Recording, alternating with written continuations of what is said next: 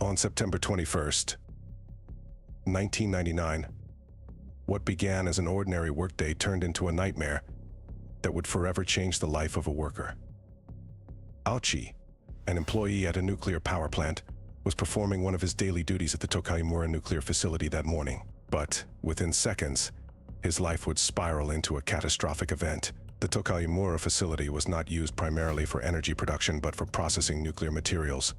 As a result, it contained much larger quantities of hazardous nuclear waste and radiation-emitting substances than typical power plants. This made it seem like a disaster waiting to happen. Throughout the day, Ouchi was performing one of his routine tasks, pouring a container filled with nuclear uranium into a chemical tank that was supposed to adhere to a safe mixing ratio. However, on that day, the ratio was miscalculated. The container was emptied completely into the tank, which triggered a terrifying neutron reaction within seconds. This uncontrolled reaction immediately filled the room with a blinding flash of light and intense gamma rays. Ouchi, standing at the center of the explosion, was exposed to unimaginable levels of radiation in mere seconds. He absorbed 300 times the amount of radiation a typical nuclear power plant worker might encounter, a level equivalent to what survivors of the Hiroshima atomic bombing had endured. Ouchi's body began to react instantly to the overwhelming radiation exposure. On a subatomic level, his body structure was completely destroyed. His cells and chromosomes were shattered. He went down in medical history as the only human to have no DNA left in his body. The radiation quickly obliterated all the blood cells in his body, and third-degree burns began to form on his skin. Immediately after the explosion, Ouchi lost his balance, collapsed to the ground, and began vomiting. Responders quickly decontaminated Ouchi at the scene and rushed him to the hospital for treatment.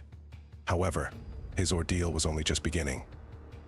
By the time he reached the hospital, his skin had already started peeling off, and the fluids injected into his body were leaking out because he no longer had any skin to contain them. The doctors knew that his survival was impossible, but they also decided to make Ouchi a subject of unprecedented scientific observation. They attempted to perform blood cell transplants in an effort to replace the destroyed cells in his body. However, the radiation was so intense that the transplanted cells were destroyed shortly after being introduced.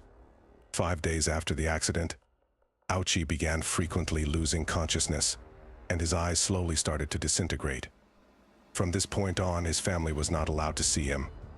Ouchi begged the doctors not to force him to continue living in such agony, asking to be allowed to die rather than be condemned to suffering. He no longer wanted to be a test subject. However, the doctors ignored these pleas and continued to treat Ouchi as part of a medical experiment. 27 days after the accident, Ouchi's body began disintegrating from the inside out. His muscles detached from his bones, and his organs started to shift out of place. His body was rapidly losing fluids, so doctors wrapped him in bandages like a mummy to contain the fluid loss. 59 days after the incident, Ouchi's body finally gave out. However, the doctors were determined to continue the experiment. When his heart stopped, they revived him within 40 minutes, repeating the process 3 times that day. Unfortunately, irreparable brain damage had occurred, and Ouchi entered a vegetative state. On December 21st, 1999, 83 days after the accident, Ouchi's organs completely failed, and despite life support, he passed away. All that remained of his body was a liquefied form, devoid of DNA. Ouchi's tragic death led to stricter safety regulations in nuclear facilities. But it leaves us with one haunting question: should a person be condemned to such suffering against their will? The answer is left for the viewers to decide. This tragic story highlights the deadly consequences of nuclear disasters. If you want to stay informed about similar topics, don't forget to subscribe to our channel. See you in the next video.